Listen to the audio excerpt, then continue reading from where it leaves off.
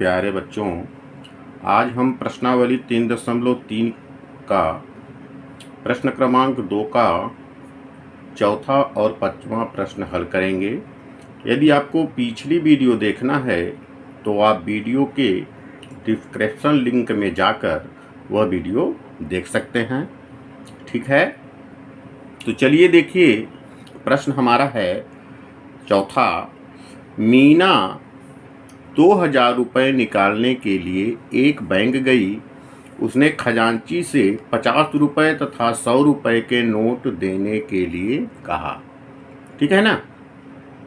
तो यहाँ तक तो हमको पहला समीकरण बनाना है।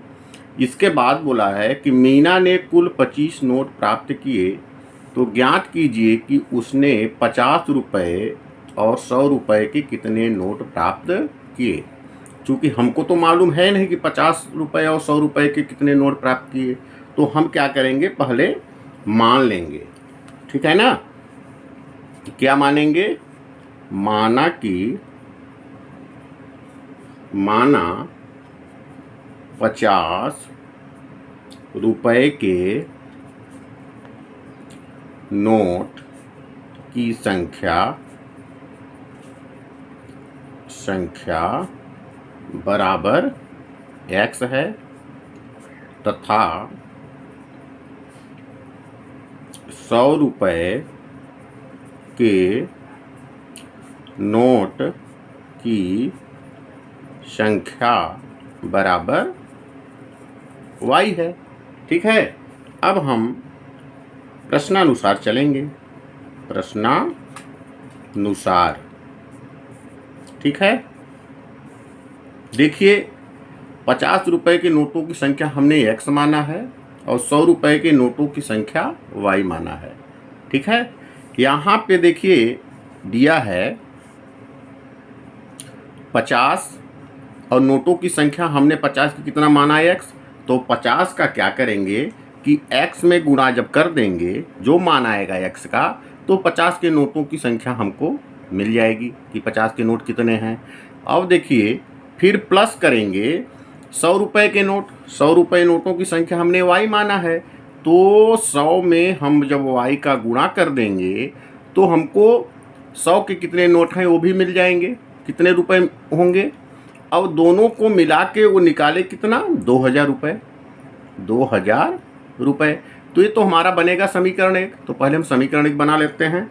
तो देखिए, समीकरण 1 हमारा आ रहा है 50x, क्योंकि 50 के नोटों की संख्या हमने x माना तो 50x लिखा, और 100 के नोटों की संख्या हमने कितना माना, y माना, तो 50y मिला। अब दोनों नोट मिला के, मिलाना मतलब जोड़ना, जोड़ के कितने हैं, 2000 रुपये हैं, तो हमने लिखा 2000 रुपये।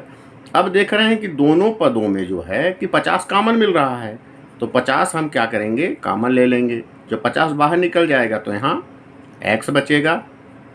यहाँ जब 50 कॉमन निकालेंगे तो यहाँ पे क्या मिलेगा, 50 का जब पहाड़ा पढ़ते हैं 2 बार तो 100 आता है, तो 50 दूना 100। ठीक है।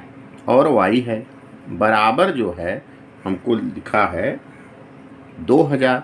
अब देखिए, ब्रैकेट के जो है बाहर वाली संख्या का अंदर संबंध गुणे का होता है, बराबर को उधर ले जाएंगे तो भाग का हो जाएगा। तो यहाँ लिखेंगे x धन 2y बराबर 2000, गुणा था इधर आया तो भाग में चला गया। 0 से 0 हमारा कटा, और 5 चौको 20 और 5 शून्यम 0। ठीक है ना। तो समीकरण देखिए हमारा मिला x धन 2y बराबर 40। ये समीकरण नंबर 1 हो गया। अब आगे देखिए, कह रहा है कि मीना ने कुल 25 नोट प्राप्त किए। कितने नोट प्राप्त किए, 25। अब नोटों की संख्या क्या माने हैं, 50 का x माने हैं और 100 का y माने हैं, तो नोटों की संख्या x और y है। इन दोनों को मिलाकर हमको कितना नोट मिला, 25। तो लिखेंगे दूसरा समीकरण x धन y बराबर 25। x धन y बराबर 25। चूँकि 50 के नोटों की संख्या और 100 के नोटों की संख्या ये दोनों संख्याओं को जब मिलाते हैं तो कुल नोट हमको कितने मिलते हैं? 25। ये हमारा बना समीकरण नंबर 2। ठीक है। अब देखिए समीकरण 1 में x का गुणांक 1 है, समीकरण 2 में भी x का गुणांक 1 है।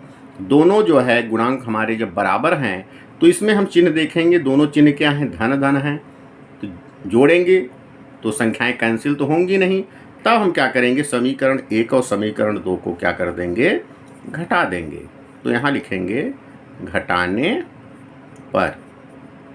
तो घटाएंगे तो नीचे वाले समीकरण का चिन्ह क्या होगा? बदल जाएगा। इसका चिन्ह क्या है? प्लस है तो माइनस हो जाएगा, ये प्लस है तो ये भी माइनस हो जाएगा, ये भी प्लस है तो ये भी माइनस हो गया।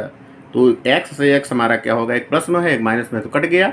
अब 2y में एक y हमको घटा देना है, तो 2y में एक y घटाएंगे तो हमको सिंगल y बचेगा। अब 40 में जब 25 को घटाएंगे, क्योंकि ऊपर वाला प्लस में नीचे वाला माइनस में है, तो हमको मिलेगा 15। ये देखिए हमको y का मान निकल गया। अब y के मान को समीकरण 1 में रख देंगे, तो लिखेंगे y के मान को समीकरण 1 में रखने पर एक हमारा क्या है? x धन 2y बराबर 40। तो x धन 2y बराबर 40। अब ध्यान दीजिएगा कि x धन 2 का y में संबंध गुणे का है तो गुणे का चिन्ह लगा लेंगे। y का मान हमारा मिला है 15 बराबर 40। तो x प्लस 15 दूना 30 बराबर 40। तो देखिए x बराबर लिखते हैं तो यहाँ बराबर के बाद 40 है, प्लस में उधर जाएगा तो माइनस में हो जाएगा। तो x बराबर 40 में 30 जब घटा देंगे तो हमको कितना मिल जाएगा? 10। ठीक है ना। तो देखिए हम माने थे कि 50 रुपए के नोटों की संख्या x माने थे, तो यहाँ लिखेंगे अतः 50 रुपए के नोट की संख्या बराबर, हमने x माना था तो x का मान हमको 10 आया। ठीक है ना। तथा 100 रुपए के नोट की संख्या बराबर हमने y माना था, तो y का मान हमको क्या मिला? 15 मिला है, तो हम यहाँ 15 लिख देंगे। ये हमारा आंसर हो गया। ध्यान दीजिएगा यहाँ पे बोला है कि मीना ने कुल 25 नोट निकाले। अब देखिए 15 और 10 को जोड़ेंगे तो हमको 25 मिल रहा है। ठीक है ना। तो इस तरह जो है हम क्वेश्चन दूसरे का चौथे को हल करेंगे। उम्मीद है कि आपको यह प्रश्न समझ में आ गया होगा। अब अगले क्रम में हम चलेंगे 5वां नंबर क्वेश्चन, दूसरे का 5वां। तो देखिए दूसरे का 5वां क्या है? किराए पर पुस्तकें देने वाले किसी पुस्तकालय का प्रथम 3 दिनों का एक नियत किराया है तथा उसके बाद प्रत्येक अतिरिक्त दिन का अलग किराया है। सरिता ने 7 दिनों तक एक पुस्तक रखने के लिए 27 रुपये अदा किए, जबकि सुशी ने एक पुस्तक 5 दिनों तक रखने के लिए 21 रुपये अदा किए। नियत किराया तथा प्रत्येक अतिरिक्त दिन का किराया ज्ञात कीजिए। नियत किराया और प्रत्येक अतिरिक्त दिन का किराया हमको ज्ञात करना है। तो पहले हम लिख लेंगे माना नियत किराया बराबर नियत किराया बराबर x रुपये हम मान लेते हैं, x रुपये है, तथा प्रत्येक अतिरिक्त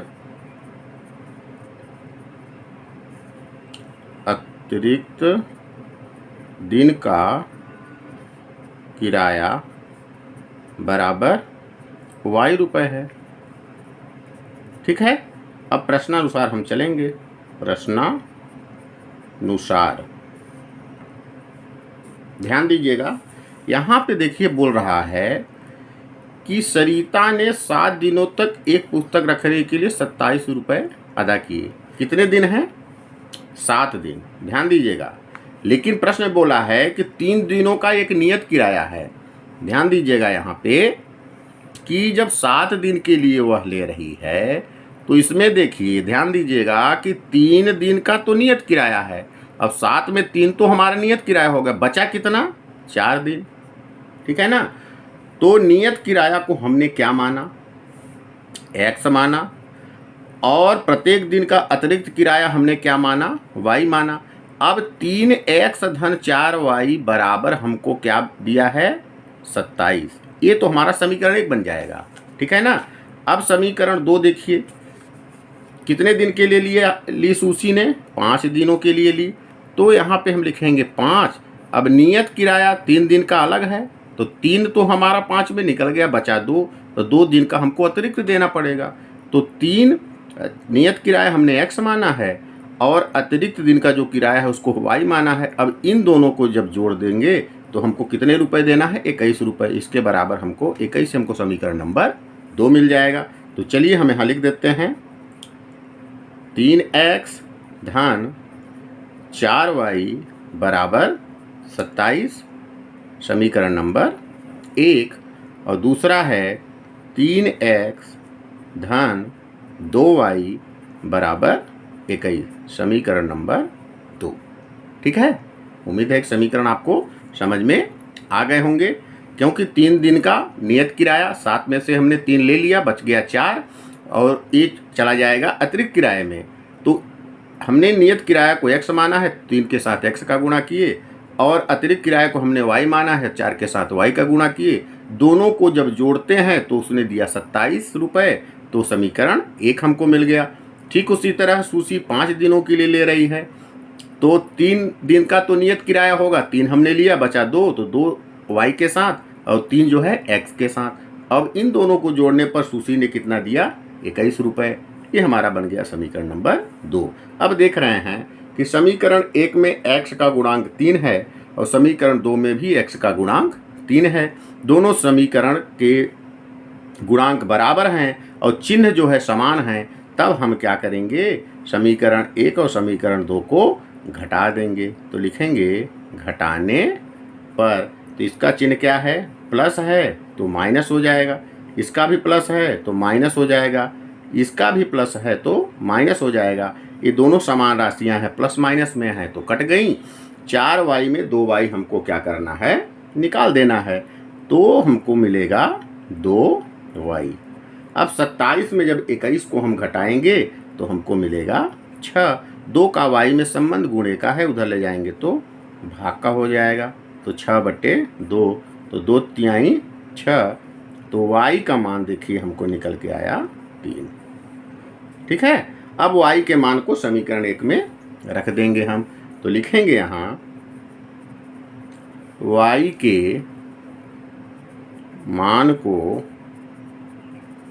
समीकरण 1 में रखने पर, ठीक है, एक हमारा है 3x धन 4y बराबर 27।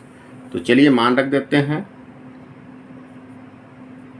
3x धन 4 का y में संबंध गुणे का है, तो गुणे का चिन्ह लगा लेंगे। y का मान हमारा 3 है, तो यहाँ 3 रख देंगे बराबर 27। तो 3x धन 4 तिहाई 12 बराबर 27।